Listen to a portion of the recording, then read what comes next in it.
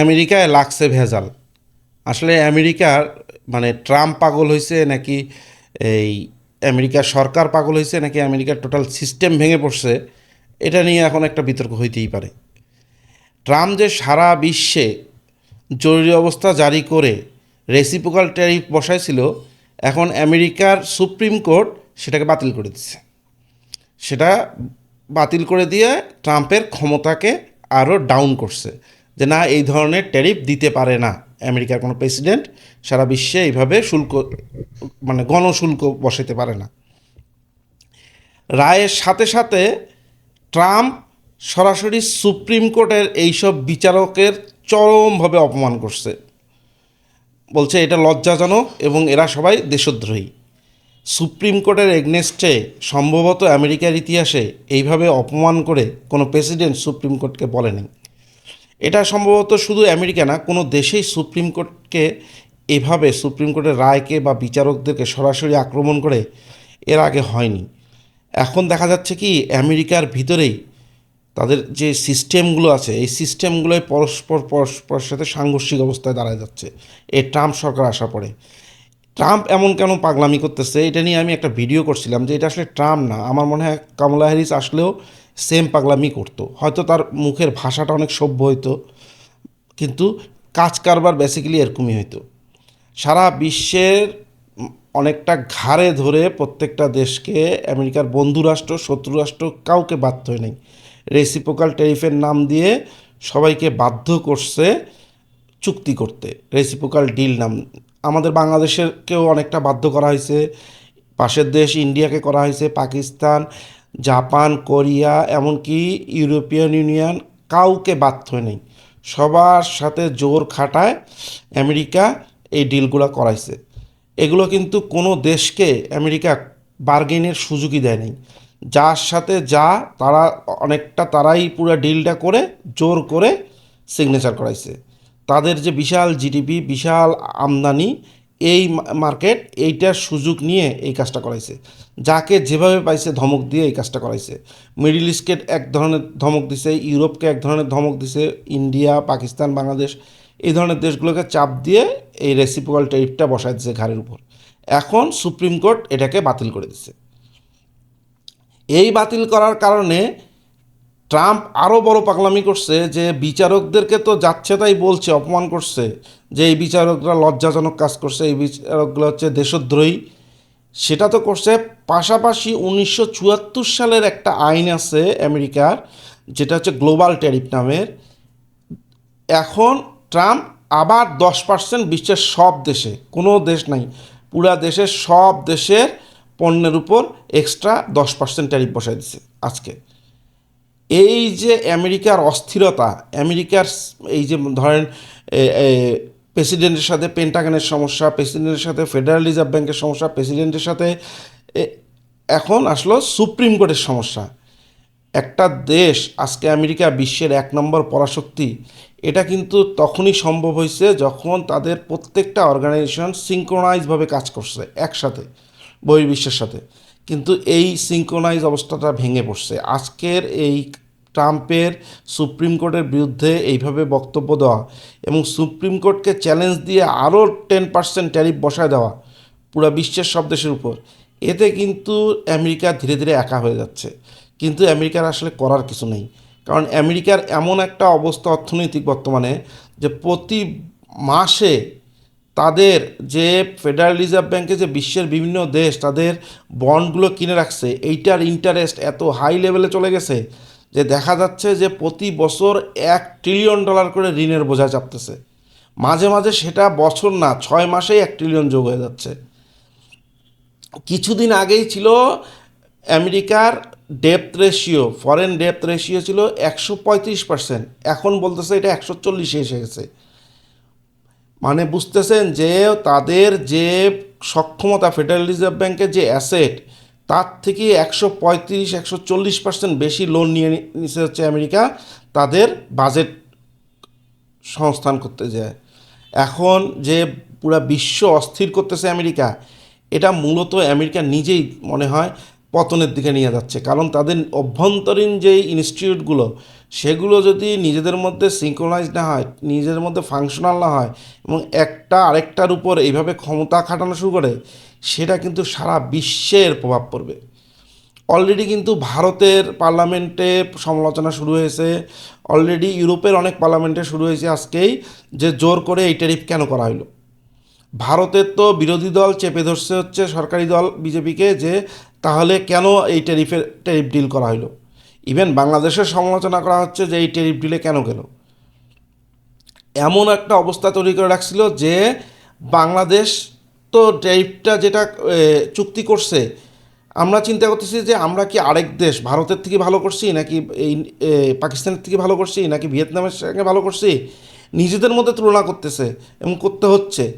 এবং ভারতও তার আশেপাশের দেশের যাদের সাথে কম্পিটিশন তাদের সাথে তুলনা করতেছে, কিন্তু কোনো একটা দেশ আমেরিকাকে চ্যালেঞ্জ দিতে পারতেছে না, না আমরা এটা রিভিউ করবো না।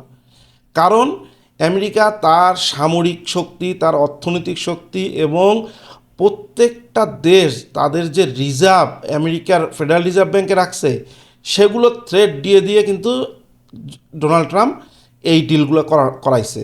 এখন দেখা যাচ্ছে তাদের দেশ আমেরিকার সুপ্রিম কোর্ট বলতেছে যে না, প্রেসিডেন্টের এই ক্ষমতা নাই যে প্রত্যেকটা দেশকে বাধ্য করবে এই ধরনের শুল্ক বসানোর জন্য। আবার এই রায়ের পরে ট্রাম্প আবার নিজের ক্ষমতা দেখায় 10% গ্লোবাল ট্যারিফ, যেটা 1974 সালে পাশ হয়েছে যে আইনটা, সেইটার ক্ষমতা বলে এই আবার 10% নতুন করে ট্যারিফ বসা দিচ্ছে পুরো বিশ্বের সাথে।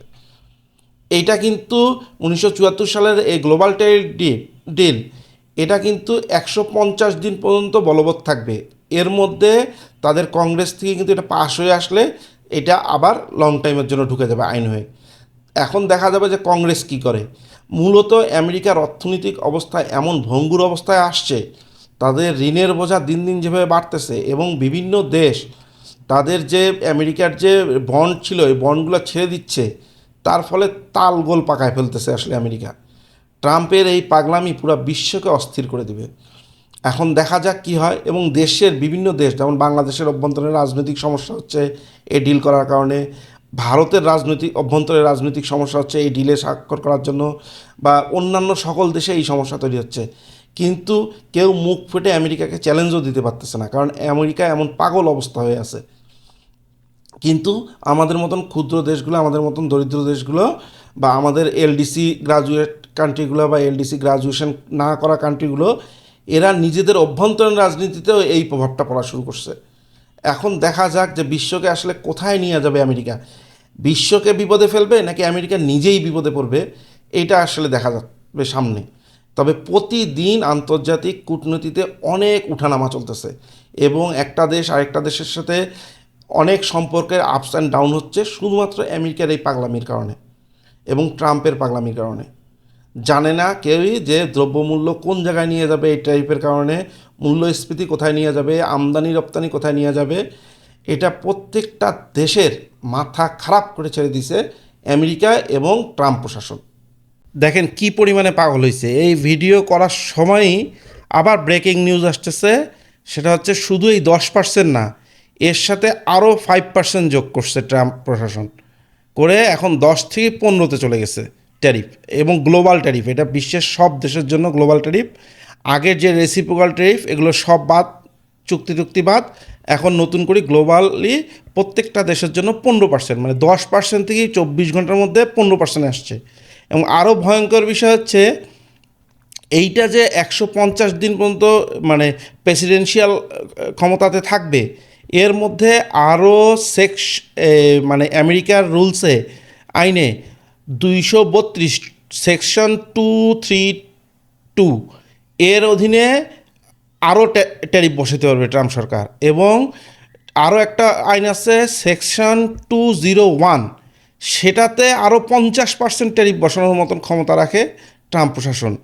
এখন ট্রাম্প এবং আমেরিকা প্রশাসন এবং আমেরিকার যে আইনের সুযোগ নিয়ে এই বর্তমান আমেরিকান সরকার, ট্রাম্প প্রশাসন যে পাগলামি শুরু করছে, এটা পৃথিবীকে কোথায় নিয়ে যাবে এবং পৃথিবীর বাণিজ্য আমদানি রপ্তানি যে কোথায় নিয়ে যাবে সেটা আসলে কেউ বলতে পারতেছে না। সম্পূর্ণভাবে ট্রাম্প প্রশাসন পৃথিবীকে অস্থির করে ছেড়ে দিছে। এই যে ভারত, বাংলাদেশ সহ বিশ্বের সব দেশকে ঘাড়ে ধরে রেসিপ্রোকাল ট্যারিফের চুক্তি করাইলো, সেই চুক্তিকে সুপ্রিম কোর্ট অবৈধ ঘোষণা করছে। সাথে সাথে ট্রাম্প 10% গ্লোবাল ট্যারিফ জারি করছিল এবং 24 ঘন্টা যাইতে না যাইতে আরও 5%, মানে 15% ট্যারিফে আসছে এখন গ্লোবাল ট্যারিফ প্রত্যেকটা দেশের জন্য। এবং বলা হচ্ছে যে প্রেসিডেন্টের আরও ক্ষমতা আছে ট্যারিফ বসানোর, সেটা হচ্ছে সেকশন 323 এবং সেকশন 201। এই দুটাতে ট্রাম্প সরকার আরও 50% পর্যন্ত ট্যারিফ যুক্ত করতে পারে যদি চায়, পুরো গ্লোবালি। তাহলে বুঝতেছেন বিশ্বের অর্থনীতির কি বারোসারো বাধা দিচ্ছে এই ট্রাম্প সরকার। মূল কারণ আমেরিকা দেউলিয়ার পথে। আমেরিকার যে পরিমাণে ঋণ হয়েছে, প্রশাসনের মাথা খারাপ।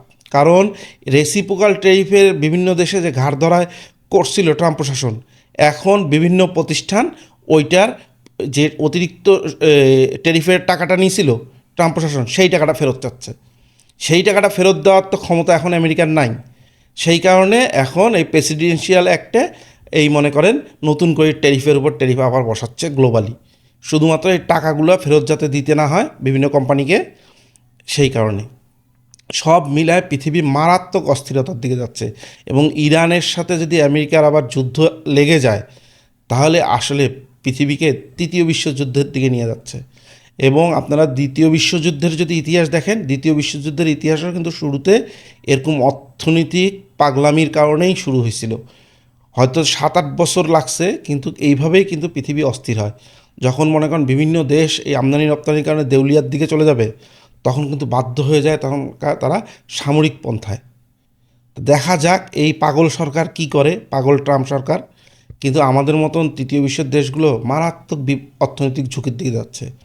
এবং কি ভয়ঙ্কর ঝুঁকির দিকে যাচ্ছে সেটা যদি আপনারা ঠিক মতন চিন্তা করেন, একটু পড়ালেখা করেন, তাহলে দেখবেন যে সারা বিশ্বে দুর্ভিক্ষের দিকে চলে যাবে যদি ট্রাম্পের এই ট্যারিফ পাগলামি বন্ধ না হয় বা আমেরিকার এই ট্যারিফ পাগলামি বন্ধ না হয়।